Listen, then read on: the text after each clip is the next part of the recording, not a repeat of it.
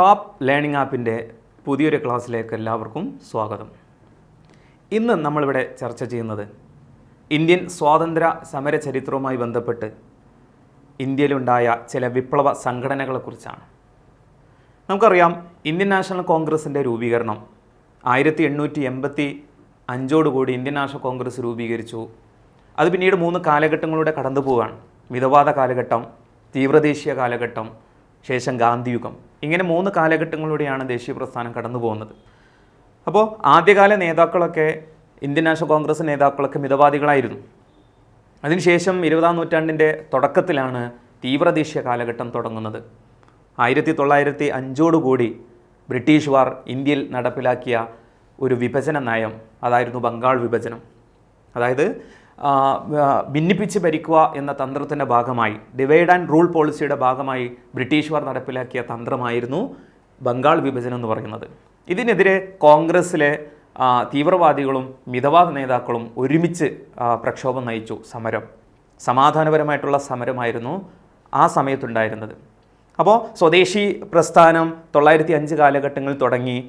ഈ മിതവാദികളും തീവ്രവാദികളും ഒരുപോലെ ഈ സമരത്തിൽ പങ്കെടുത്തു. ഈ സമരം ബ്രിട്ടീഷുകാർ അടിച്ചമർത്തുകയും അതിനുശേഷം 1907 നമുക്കറിയാം, ഇന്ത്യൻ നാഷണൽ കോൺഗ്രസിൻ്റെ ചരിത്രത്തിലെ ഏറ്റവും ദുഃഖകരമായ സംഭവം എന്ന് വിശേഷിപ്പിക്കപ്പെടുന്ന സൂരറ്റ് പിളർപ്പ് നടക്കുകയും ചെയ്തു. അപ്പോൾ ഈ ഒരു സമയത്ത് കോൺഗ്രസിൽ നിന്നും മിതവാദികളും തീവ്രവാദികളും വേർതിരിഞ്ഞു.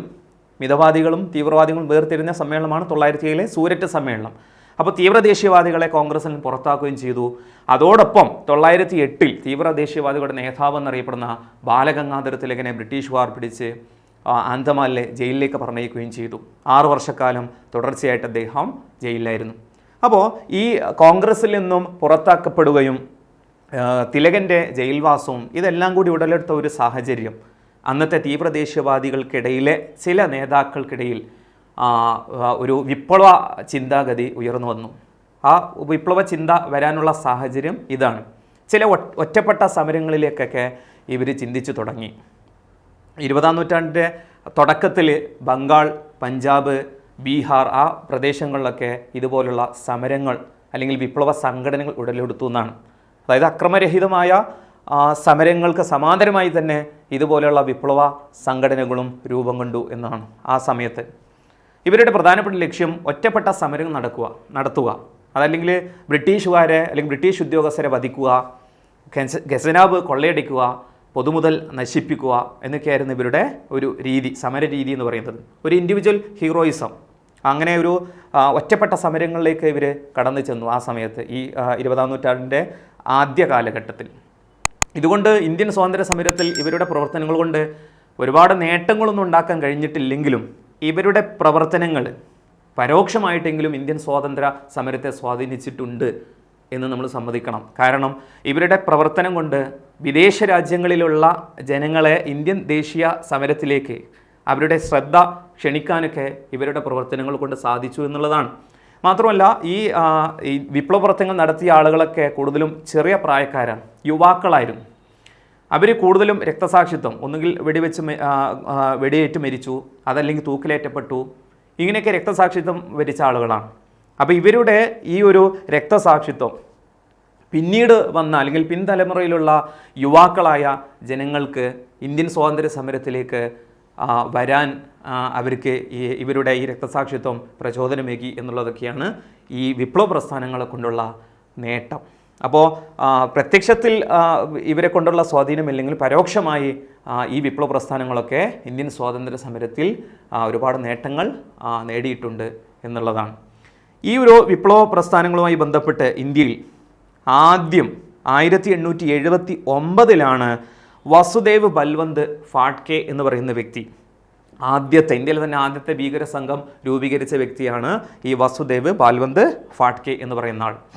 ഇദ്ദേഹത്തിൻ്റെ ലക്ഷ്യം വേറൊന്നുമായിരുന്നില്ല, സർക്കാർ സ്വത്തുക്കൾ കൊള്ളയടിക്കുക, അതായിരുന്നു ഇദ്ദേഹത്തിൻ്റെ ലക്ഷ്യം. അപ്പോൾ ഒറ്റപ്പെട്ട സമരങ്ങളാണ് ഇവരൊക്കെ ചെയ്തിരുന്നത്. അപ്പോൾ സർക്കാർ സ്വത്തുക്കൾ കൊള്ളയടിക്കുക. പക്ഷേ അത് അധികാലം നീണ്ടു നിന്നില്ല. 1879 തന്നെ ഫാട്കെയെ ഇവർ അറസ്റ്റ് ചെയ്തു, എന്നിട്ട് ഏഡനിലേക്ക് നാടുകടത്തി എന്നുള്ളതാണ്. അപ്പോൾ 1879 തന്നെ ഇതിനുള്ള തുടക്കം തുടങ്ങിയിട്ടുണ്ട്. 1879 വാസുദേവ് ബൽവന്ത് ഫാട്കെ. അതായിരുന്നു ആദ്യത്തെ ഭീകര സംഘം രൂപീകരിച്ച വ്യക്തിയുടെ പേരാണ്. പിന്നെയുള്ളത് 1897 ആധുനിക ഇന്ത്യയിൽ തന്നെ ആദ്യമായി ഒരു യൂറോപ്യൻ രാഷ്ട്രീയ കാരണങ്ങളാൽ കൊല ചെയ്യപ്പെട്ടത് 1897. അതായത് ചപ്പേക്കർ സഹോദരന്മാർ ആണ് ഈ കൊല നടത്തിയത്. നമുക്കറിയാം ഏറ്റവും പ്രധാനപ്പെട്ടതാണ് 1897 പൂനെയിലെ പ്ലേഗ് കമ്മിറ്റി തലവനായിരുന്ന റാണ്ട് എന്ന് പറയുന്ന ബ്രിട്ടീഷ് ഉദ്യോഗസ്ഥനെ ചപ്പേക്കർ സഹോദരന്മാർ വധിച്ചു എന്നുള്ളതാണ്. അപ്പോൾ ചപ്പേക്കർ സഹോദരന്മാർ എന്ന് പറയുമ്പോൾ സഹോദരികളാണ്. ദാമോദർ ചപ്പേക്കർ, ബാലകൃഷ്ണ ചപ്പേക്കർ, വസുദേവ ചപ്പേക്കർ, ഇങ്ങനെ 3 പേരാണ്. അതിൽ ചപ്പേക്കർ ബ്രദേഴ്സ് എന്നാണ് പൊതുവേ കാണാറുള്ളത്. അത് മാത്രം പഠിച്ചു വെച്ചാൽ മതി. അപ്പോൾ 1897 ജൂൺ 22 പൂനെയിൽ വെച്ചിട്ടാണ് പൂനെയിലെ പ്ലേഗ് കമ്മിറ്റി തലവനായിരുന്ന റാണ്ട് എന്ന് പറയുന്ന ബ്രിട്ടീഷ് ഉദ്യോഗസ്ഥനെ ഇവർ വധിക്കുന്നത്. ഇതിൻ്റെ പേരിൽ ഈ ചപ്പേക്കർ സഹോദരന്മാരെ തൂക്കിലേറ്റുകയും ചെയ്തു. അതിനുശേഷം ഏറ്റവും പ്രധാനപ്പെട്ട, ഇന്ത്യയിൽ തന്നെ ഏറ്റവും പ്രധാനപ്പെട്ട ഒരു വിപ്ലവ സംഘടനയായിട്ട് വന്നതാണ് അനുശീലൻ സമിതി എന്ന് പറയും.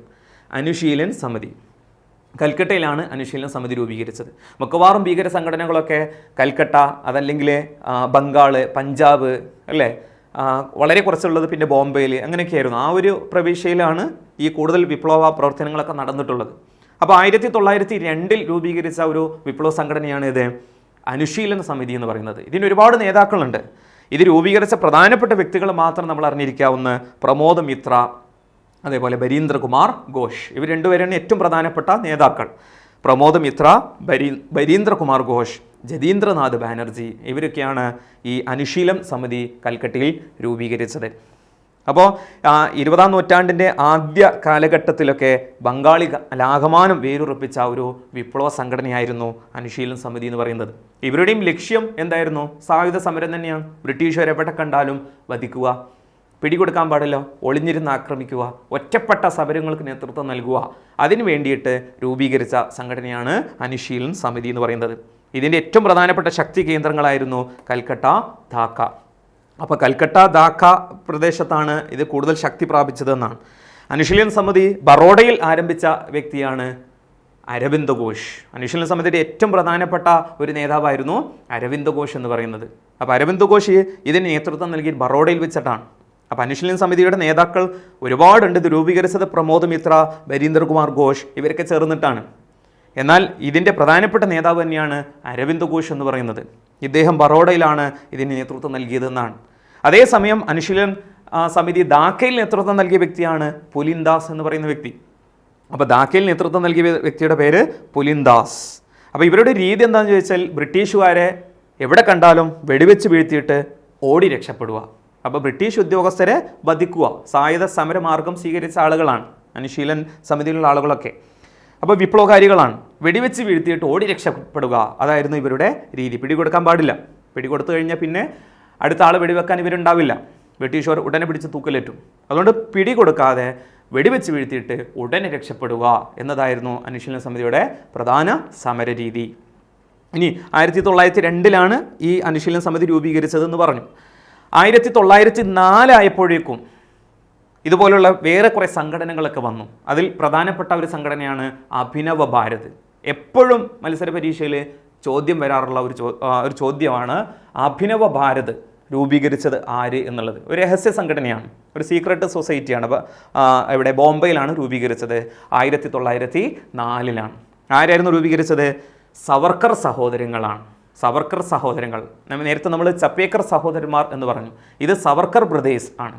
അതായത് VD സവർക്കറും GD സവർക്കറുമാണ് അഭിനവ് ഭാരത് രൂപീകരിച്ചത്. അപ്പോൾ പരീക്ഷയിൽ മിക്കവാറും അഭിനവ് ഭാരത് ആരുടെ സംഘടന എന്ന് ചോദിച്ചാൽ ഏതെങ്കിലും ഒരു സവർക്കറെ ഉണ്ടാവുള്ളൂ. ആ സവർക്കർ ആരായിരിക്കും? VD സവർക്കർ ആയിരിക്കും. വിനായക് ദാമോദർ സവർക്കർ ആയിരിക്കും ഉണ്ടാവുക. മറ്റേത് ഗണേഷ് ദാമോദർ സവർക്കർ, ഇദ്ദേഹത്തിൻ്റെ സഹോദരനാണ്. അപ്പോൾ ഒരുപാട് സഹോദരങ്ങളുണ്ട് ഇന്ത്യൻ ദേശീയ പ്രസ്ഥാനത്തിൽ. നേരത്തെ ചപ്പേക്കർ സഹോദരങ്ങളെ നമ്മൾ പറഞ്ഞ പോലെ അരവിന്ദ് ഘോഷിൻ്റെ സഹോദരനാണ് ബരീന്ദ്രകുമാർ ഘോഷ് എന്ന് പറയുന്നത്. അനുശീലൻ സമിതി അംഗമായിരുന്നു. അനുശീലൻ സമിതി അംഗം തന്നെയാണ് ബരീന്ദ്രകുമാർ ഘോഷും അരവിന്ദ് ഘോഷും. അപ്പോൾ ഇവിടെ അഭിനവ് ഭാരത് സ്ഥാപിച്ചത് 1904 ബോംബെയിലാണ്. ആരായിരുന്നു? VD സവർക്കറാണ്. ഇദ്ദേഹം തന്നെയാണ് 1900 അല്ലെങ്കിൽ 1899, 900 കാലഘട്ടങ്ങളിൽ മിത്രമേള എന്ന് പറയുന്ന രഹസ്യ സംഘടനയ്ക്ക് രൂപം കൊടുത്തതും VD സവർക്കർ ആയിരുന്നു. അപ്പോൾ നമ്മൾ പഠിച്ചത് 1902 അനുശീലൻ സമിതി, 1904 അഭിനവ ഭാരത്, 1900 കാലഘട്ടങ്ങളിൽ ഇദ്ദേഹം തന്നെ ആരംഭിച്ചതാണ് മിത്രമേള. ഇനി ഇതേപോലുള്ള സംഘടനകൾ ഇന്ത്യയിൽ മാത്രമല്ല വിദേശത്തും ഇന്ത്യയുടെ സ്വാതന്ത്ര്യ സമരത്തിന് അല്ലെങ്കിൽ ഇന്ത്യയുടെ സ്വാതന്ത്ര്യത്തിന് വേണ്ടിയിട്ട് വിദേശത്തും ഒരുപാട് വിപ്ലവ സംഘടനകൾ ആരംഭിച്ചിട്ടുണ്ട്. അതിൽ പ്രധാനപ്പെട്ട കുറച്ച് സംഘടനകൾ നമ്മൾ അറിഞ്ഞിരിക്കണം. ഒന്ന്, ഇന്ത്യൻ ഹോം റൂൾ സൊസൈറ്റി എന്ന് പറയുന്ന സംഘടന. പ്രധാനപ്പെട്ട സംഘടനയാണ് ഇന്ത്യൻ ഹോം റൂൾ സൊസൈറ്റി. വർഷം ഓർത്തു വെക്കുക, 1905 അപ്പോൾ 1905 ഇന്ത്യൻ ഹോം റൂൾ സൊസൈറ്റി എവിടെ സ്ഥാപിച്ചു? ലണ്ടനിലാണ് സ്ഥാപിച്ചത്. അപ്പോൾ വിദേശത്ത് ആരംഭിച്ച വിപ്ലവ സംഘടനകളാണ് നമ്മൾ പറയുന്നത്. അതിൽ ഏറ്റവും പ്രധാനപ്പെട്ട ഒന്നാണ് 1905 Indian Home Rule society. Indian Home Rule Society സ്ഥാപിച്ചത് ശ്യാംജി കൃഷ്ണവർമ്മ. ഈ പേരൊന്നും നമ്മൾ അധികം കേൾക്കാറില്ല, ഇവിടെ മാത്രമേ നമുക്ക് പഠിക്കാനുള്ളൂ. അപ്പോൾ ഏറ്റവും നിർബന്ധമായിട്ടും പഠിച്ചു വെക്കണം. ശ്യാംജി കൃഷ്ണവർമ്മയാണ് ഇന്ത്യൻ ഹോം റൂൾ സൊസൈറ്റി സ്ഥാപിച്ചത്. ഈ ഇന്ത്യൻ ഹോം റൂൾ സൊസൈറ്റിയാണ് ഇന്ത്യ ഹൗസ് എന്ന പേരിലും അറിയപ്പെട്ടത്. ഇന്ത്യ ഹൗസ് എന്നും അറിയപ്പെട്ടത് ഈ ഇന്ത്യൻ ഹോം റൂൾ സൊസൈറ്റിയാണ്. ഇദ്ദേഹത്തിൻ്റെ ഒരു പത്രം എന്നറിഞ്ഞിരുന്നോളൂ, ദ ഇന്ത്യൻ സോഷ്യോളജിസ്റ്റ് എന്ന് പറയുന്ന പത്രമാണ്.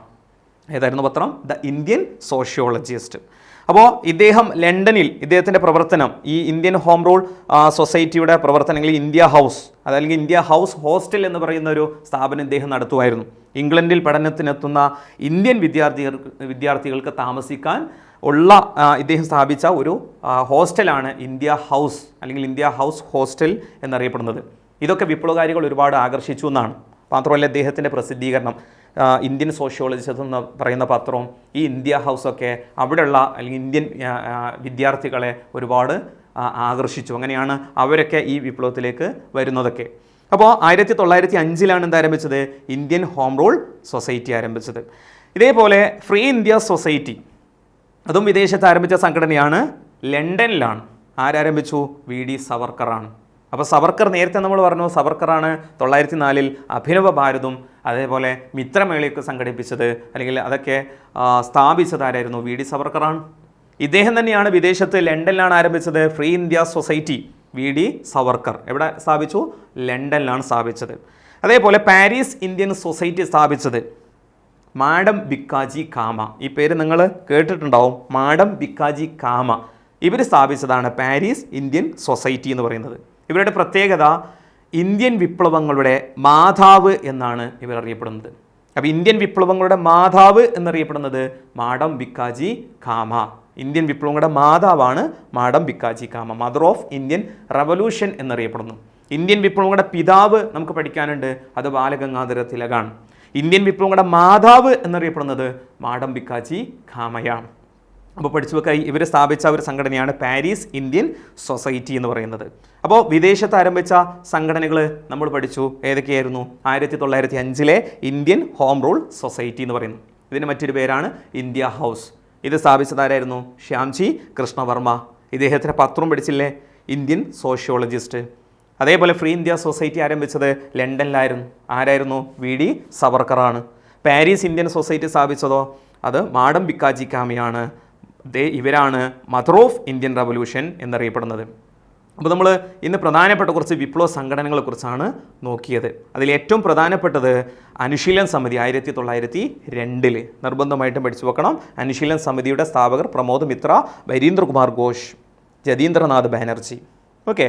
അപ്പോൾ ഇവരുടെ പ്രധാന ശക്തി കേന്ദ്രങ്ങൾ കൽക്കട്ട, ധാക്ക.